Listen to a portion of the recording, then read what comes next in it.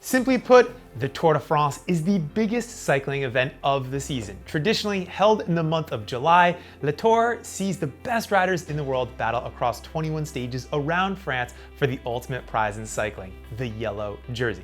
Now, if you've not watched bike racing before, the Tour can seem pretty confusing. 3 weeks of racing, different winners every day, and a lot of different colored jerseys it's hard to follow.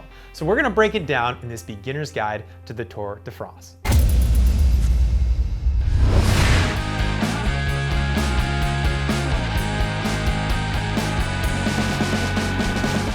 What is the Tour? Well, the Tour de France is one of 3 grand tours of cycling, and it is the biggest, most prestigious race on the calendar, no questions asked. As a grand tour, the Tour de France consists of 21 individual stages spread across 3 weeks. Now, each stage is timed, which is how the race leader and eventual overall winner is decided. The rolling total amount of accumulated time is known as the general classification.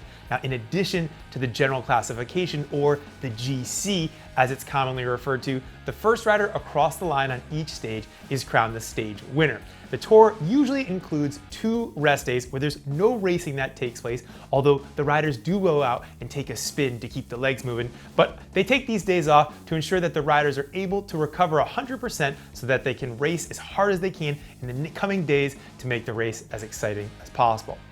Now, the Tour has been running since 1903, with the only interruptions being from World War I and World War II, making the 2020 race the 107th edition. Le Tour takes place in France, however, occasionally the route does start in a neighboring country, such as Belgium, the Netherlands, United Kingdom, and elsewhere. Now, the first few stages of the race typically take place in that country, but then they make their way over towards France for the start, which is known as the Grand Depart.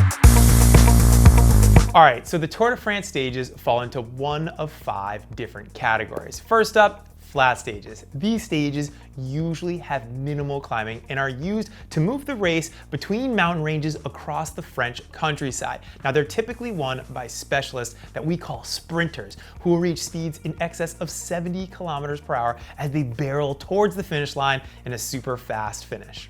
Then we've got the mountainous stages. Now, the mountain stages of the Tour are the main event and the part of the race that everyone wants to be a part of, spectators and racers.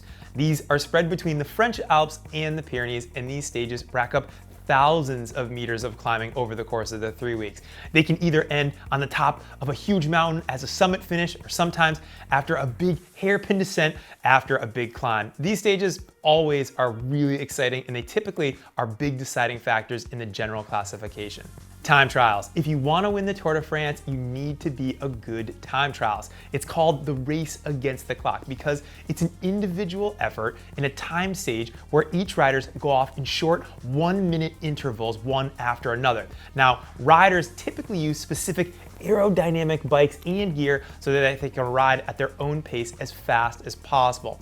Time trials can take place on any kind of terrain, from super flat courses to rolling terrain and even pure hill climbs. Time trials present a great opportunity for general classification contenders to put significant time into their rivals. Team time trials are held in the same format as individual time trials, but they're raced by the entire team. Now, each team rolls out and rides in a paceline formation. Imagine birds migrating in that big V format. This helps break the wind and keep the pace super high to get to the finish line as fast as they can as a crew. Now, the whole team will start together, and the final time that's awarded is to the 5th rider over the line, but they typically start with 8 riders. So if they have 8 riders minus 3, that's 5. So they typically have 3 riders do what we used to call a turn and burn. Well, they'll go as deep as they absolutely possibly can, peeling off just before the finish line to let the rest of the team go on without them. Those riders will roll in on their own pace, often minutes after, in a sacrifice for their team leader. Now, the team time trial, when done correctly, looks like a well-oiled machine, has huge advantages over other squads that struggle with this kind of event. The overall winner of the Tour de France is an individual rider with the lowest cumulative time at the end of the 21st stage, which since 1975 has finished on the iconic Champs-Élysées in Paris. The massive group of riders at the Tour is known as the peloton. The peloton is made up of 22 teams of 8 riders each, giving a total of 176 riders at the start. Each team is made up of the best riders possible, making the Tour a who's who of cycling superstars every single year. Now, these 22 teams include every single top-tier World Tour team, as well as a handful of wildcard, second-tier pro-continental teams. Now, the pro-continental teams tend to have up-and-coming riders, and they're considered to be smaller, although super big teams. Now, this is a good chance for those teams, the pro-continental teams, to show off their sponsors at the biggest race of the season, to pit themselves against the big World Tour teams, and potentially make themselves appealing to the talent scouts that will look to sign them up to the World Tour level in the coming season. Pro-continental riders tend to animate the race in breakaways to give their sponsors a lot more exposure as much as possible.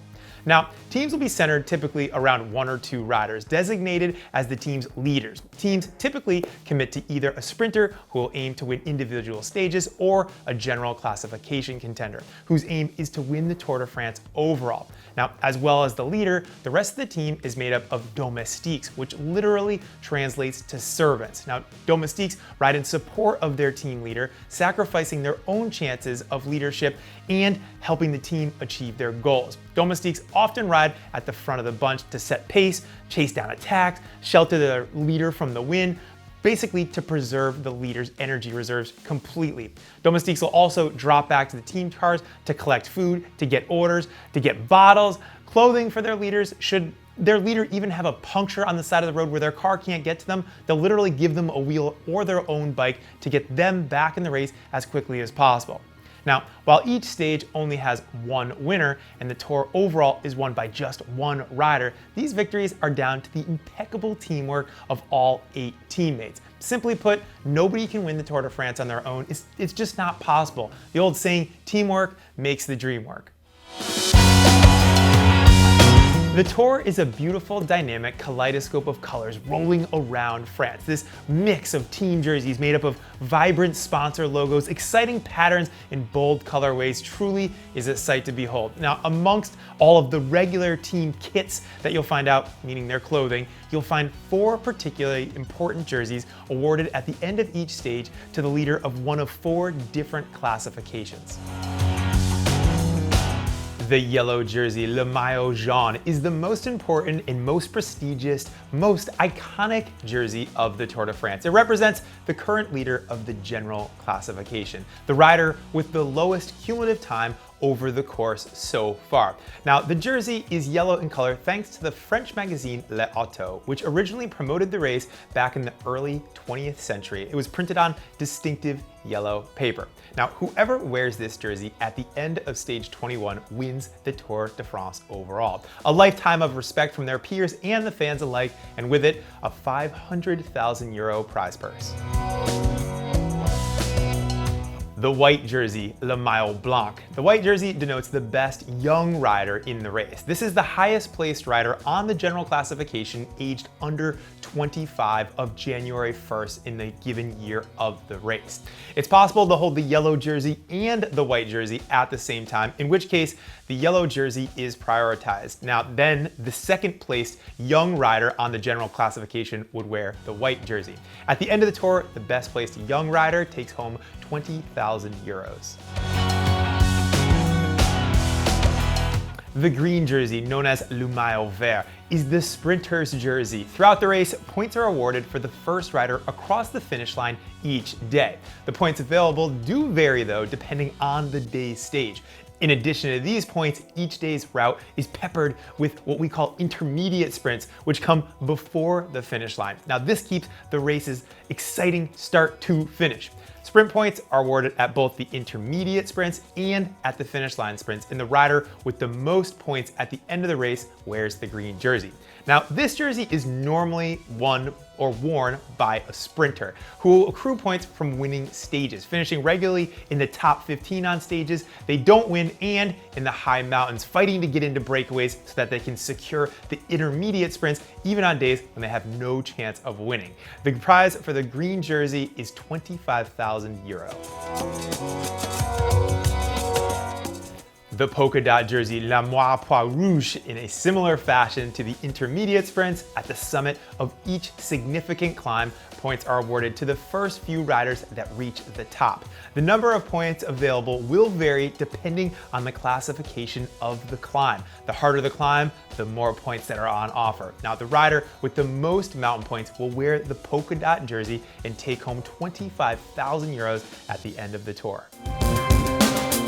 Let's talk about sprinters. Sprinters usually aim to win flat stages, sheltering themselves from the wind behind their teammates all day, trying to remain near the front of the pack, staying out of trouble, avoiding splits caused by technical sections, course changes, wind crashes, all kinds of stuff. Sprinters, literally though, if they're great, they never touch the wind, and they're always lurking at the front of the peloton right up until the final few hundred meters where they burst out from behind their teammates who will have offered them a big lead out to break the wind for them so that they can produce an absolute maximum effort in the sprint towards the finish line. Sprinters also produce huge amounts of power for a short period of time, and they go super fast. Being a sprinter is a very unique and dangerous job. Riders who win sprints often struggle to compete in the high mountains. You don't typically hear of a sprinter climber in the same description. At the end of the tour, sprinters tend to be hours behind the overall winners on the general classification, even though they may have won several stages along the tour. Mountain stages will be won by pure climbing specialists. These riders make a career of climbing, and they do it fast. Climbers are often riders that will be aiming to win the tour overall, but the race also has climbers in it that have no interest in the yellow jersey. They just have purely an aim to win summit finishes and mountain stages. Now, a rider who wants to win the tour overall needs to be able to climb in the mountains really good as well, as they have the potential to create massive gaps in the bunch and cause their rivals to lose a lot of time on the general classification in one quick felt swoop. Individual time trials are particularly important in stage racing. There will usually be at least one in each edition of the Tour de France, but some editions have featured 2, 3, or even more. Most team leaders who are aiming to win the general classification at the Tour will need to be able to produce a good time trial. A time trial typically lasts between 30 minutes to an hour, and riders have the potential, though, to gain minutes on their rivals if they're really good at TTing. A general classification contender with the skill in the time trial will have a huge advantage over a GC contender who relies solely on being able to climb in the mountains quickly to gain time.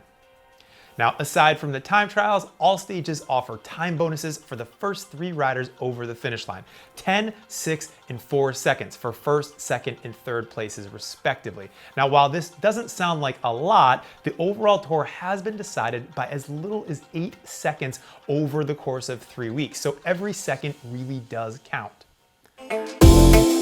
Sadly, at the moment, there is no women's La Tour de France. The closest the women's peloton comes to a 3-week Grand Tour is at the Giro Rosa, which is a 10-day stage race in Italy, usually also held in July. Now, ASO, the company that organizes the Tour de France, also hosts La Course by Le Tour de France, a women's 1-day race that's held on the same route as one stage from the men's race. For a number of years, this was a flat circuit around the Champs-Élysées in Paris, which usually was decided by a large bunch sprint. I think we can all agree that a true women's La Tour de France would change the face of women's cycling forever and would be a massive step forward towards a truly equal sport. And I know personally it'd be an incredible thing to be able to watch and come to life. Okay, I got the bug. How can I watch this? Well, our favorite place to watch the tour is, of course, on the GCN Race Pass, but perhaps we're a little bit biased. But along with the tour, we have loads of other great racing year round. But GCN's new Race Pass has everything that you would want. It's got all kinds of features like stage profiles, start lists, daily highlights, post-race analysis, and a ton of other good stuff. It has pretty much everything you could need, whether you're a seasoned spectator or a first-time follower of any bike race. So that's it. That's the Tour de France. The big show, the main event, literally the biggest event of the year in the cycling world. The Tour is a great place to start if you've never watched bike racing before. If you guys enjoyed this video, give us a thumbs up. And if you know someone who's just gotten into cycling and might be curious about bike racing and the Tour, send them this video, get them excited. Thank you guys all so much for watching, and we'll see you next time.